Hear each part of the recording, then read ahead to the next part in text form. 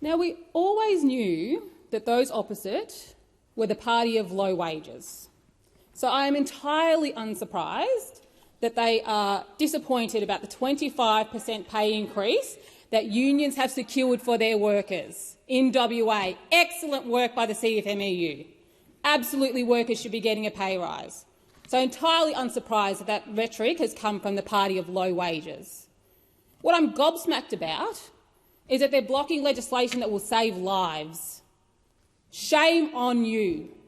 Blocking legislation that will save lives. There's no evidence, apparently. Well, the mighty Transport Workers Union are in town.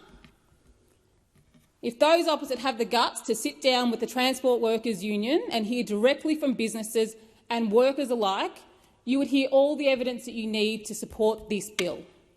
All the evidence you need. The rubbish that has come from the other side is exactly that, nothing but rubbish. This legislation has support from workers, businesses big and small. Workers, businesses big and small. All you have to do is sit with the workers and businesses that have been at Parliament over the last couple of days and hear exactly that. I had the privilege of sitting in the room today and hearing from workers. And I'll get to that in a second. I just want to say this bill is a real chance to make a difference in some of Australia's deadliest workplaces. Safety, security and fair pay are crucial to every worker, no matter what job you do, no matter what industry you are employed in. This is something Labor has always believed. And how could you not? And it is something that we will always fight for, and I'm proud to be on this side of the chamber fighting for. We will always fight for the hard-working people of Australia. We are proud of our roots in the union movement, and we're proud to bring this bill before the chamber today. This bill, as it's named, is about closing the loopholes that undercut pay and conditions for workers. It is absolutely amazing that those opposite aren't supporting that. Then again, maybe I shouldn't be surprised. It will implement the necessary steps to protect and strengthen hard-fought industrial rights and protection. This bill comes out of decades of research and advocacy from the TWU, including 2 national truck convoys in all capital cities across Australia last year. It was so powerful to see the convoy of passionate and committed transport workers and industry organisations embark from Docklands in Melbourne, travelling across the Westgate Bridge. Their trucks plastered in orange with "Transport Reform Now." Signs from the TWU members joined by hundreds of trucks nationwide, uniting behind the opportunity that's currently before this chamber. And there's no denying that transport is the most crucial industry for Australia. We know that without transport workers, Australia stops. And we saw that so plainly through the pandemic. But despite how critical these workers are to every Australian, our current laws simply do not do transport workers justice. We know that there is a direct link between road transport standards and the risk of accidents and serious road-related injuries. Senator Reynolds should maybe do a little bit of homework. The absence of minimum standards means employee drivers often feel pressured to speed to meet unrealistic, tight deadlines, drive past legal hours and skip mandated rest breaks. As a result, transport remains the deadliest industry in Australia. Last year, 231 Australians, including 54 truck drivers, were killed in truck crashes, leaving behind devastated families and communities. Incredibly heartbreaking. And already just this year, 5 Australians have been killed in truck-related fatalities in the first 2 weeks of 2024. It's a race to the bottom and it's costing lives. We've got to do better, and this is an opportunity to do just that. This bill seeks to allow the Fair Work Commission to set minimum standards to ensure the road transport industry is safe, sustainable and viable.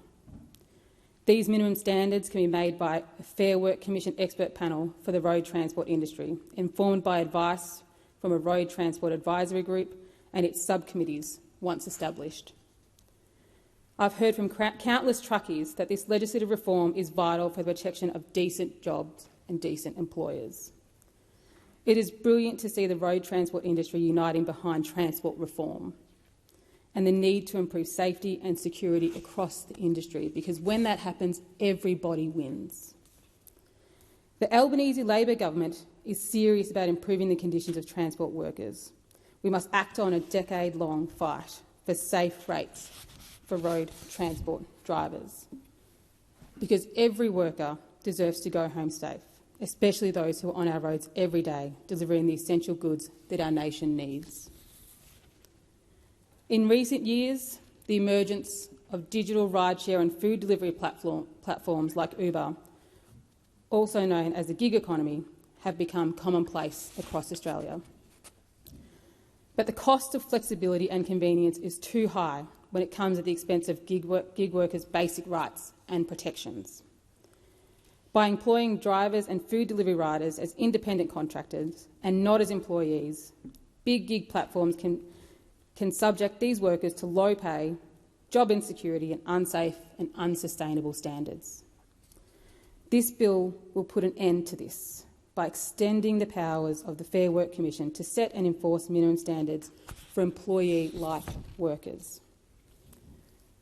When setting minimum standards, the Commission will be required to consult with key stakeholders and consider a range of factors, such as the type of work, the preferences of gig workers and the impacts of standards on consumers or business viability.